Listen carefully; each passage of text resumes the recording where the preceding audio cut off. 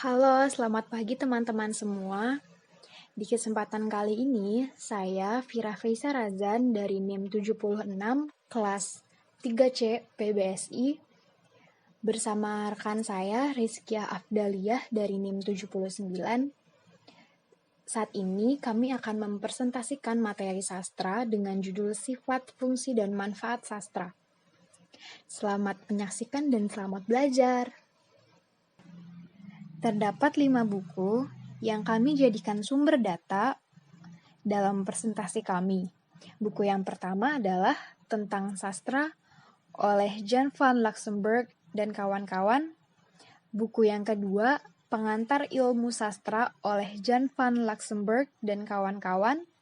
Buku ketiga, Teori Kesusastraan oleh Ran Welek dan Austin Warren.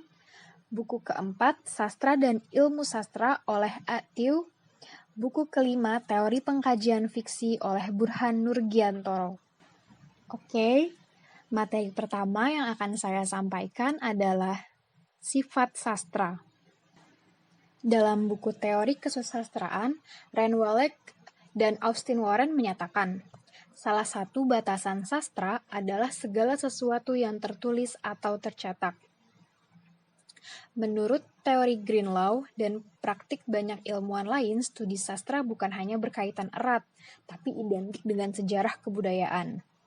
Poin selanjutnya, cara lain untuk memberi definisi pada sastra adalah membatasinya pada mahakarya atau great book. Dalam hal ini, kriteria yang dipakai adalah nilai estetis yang dikombinasikan dengan nilai ilmiah. Masih dalam buku yang sama, Ran Welek dan Austin Warren menyatakan sastra tidak memiliki mediumnya sendiri. Sastra mengenal berbagai bentuk dan selalu mengalami perubahan. Sastra juga mengandung pikiran.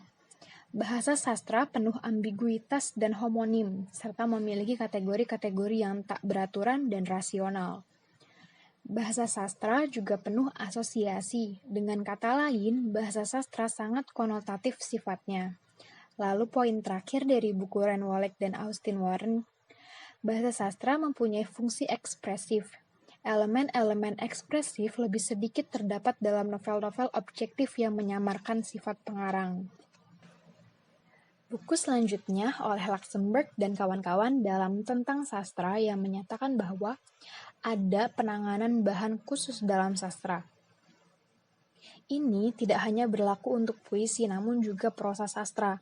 Cara penanganan bahan dapat berbeda-beda, misal pararealisme, kiasan, penggunaan bahasa yang tidak gramatikal, dan khusus dalam teks kiasan ada bentuk dan sudut pandang yang bermacam-macam.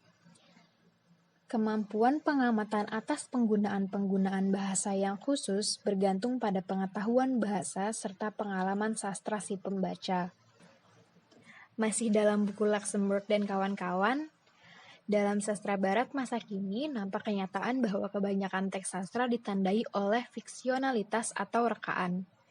Melalui penanganan bahan secara khusus, melalui fiksionalitas, dan melalui gambaran hubungan antara yang khusus dan yang umum, pembaca dimungkinkan menginterpretasikan sebagian dari teks sastra sesuai dengan wawasannya sendiri. Dalam setiap karya sastra, ada ketegangan antara kreativitas dan tradisi. Seringkali ada tuntutan mengenai orisinalitas dalam bentuk dan isi. Sekaligus, sifat kesastraan sangat bergantung pada konvensi-konvensi tertentu. Masih dalam buku Luxemburg, seringkali digunakan kata sastra sehingga menimbulkan kesan seakan-akan kata sastra mengacu pada kelompok teks yang homogen. Tetapi, tentu ada banyak ragam atau genre sastra. Sajak lirik dan sajak peristiwa, ode, soneta, dan balada, cerita pendek dan novel, tragedi, komedi, dan drama keluarga, khotbah, esai, dan surat menyurat, dan sebagainya. Keanekaragaman teks yang tumpah tindih.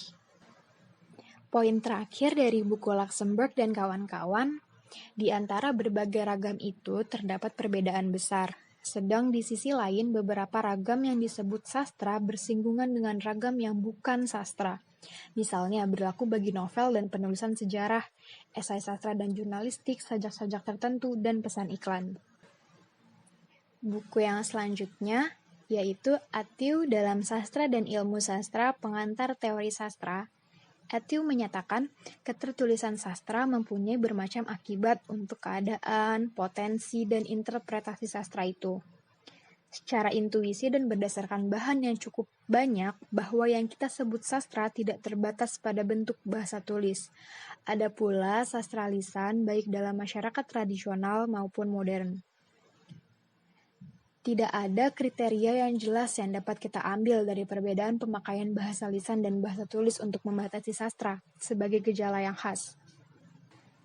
Masih dalam Athieu, ada pemakaian bahasa lisan dan tulis yang sastra, ada pula yang bukan sastra dan sebaliknya, ada sastra tulis dan ada pula sastra lisan.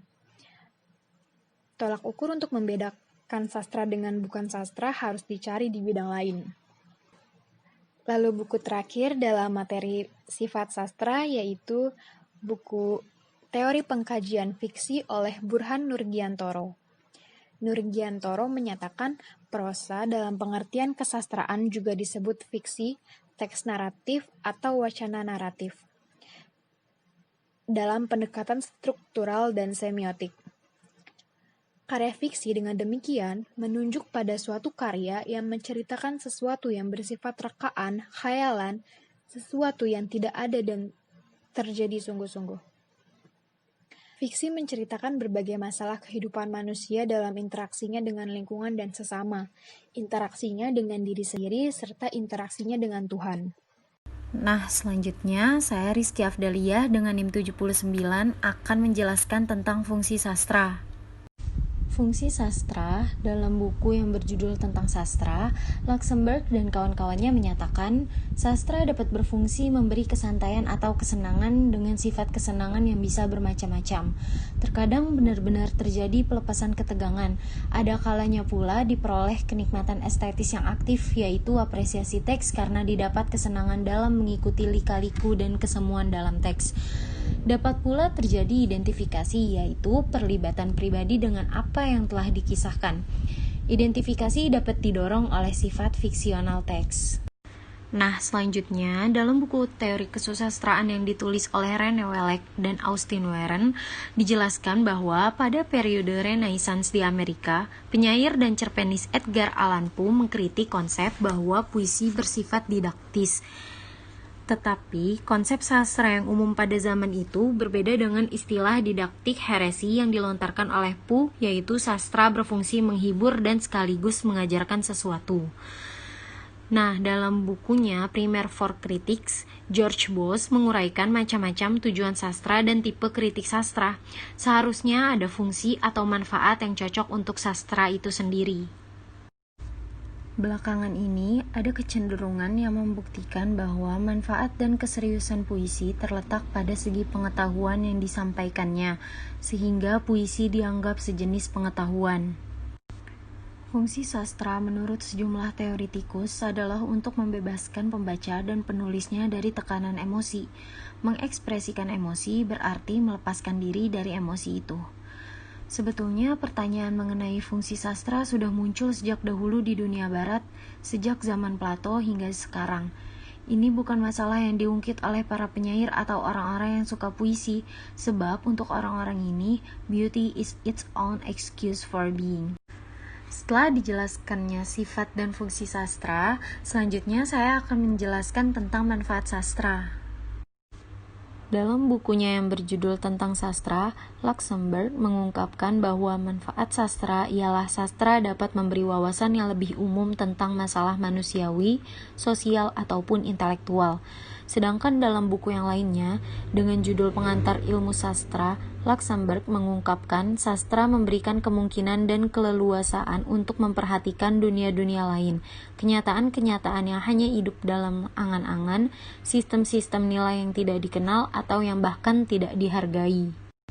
Manfaat dari sastra selanjutnya adalah ketika kita membaca sebuah karya sastra, kita dapat mengadakan identifikasi dengan seorang tokoh atau dengan orang-orang yang lain. Bahasa sastra dan pengolahan bahan lewat sastra dapat membuka batin kita bagi pengalaman-pengalaman baru atau mengajak kita untuk mengatur pengalaman tersebut dengan suatu cara yang baru. Selain itu, bahasa sastra dan sarana-sarana sastra masih mempunyai suatu nilai tersendiri.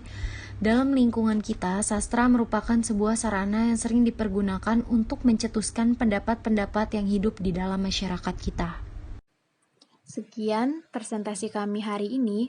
Nama saya Fira Fisa Razan bersama rekan saya Rizkiah Afdaliah mengucapkan terima kasih yang sebanyak-banyaknya atas kesediaan dan perhatian teman-teman menyimak video presentasi kami hari ini.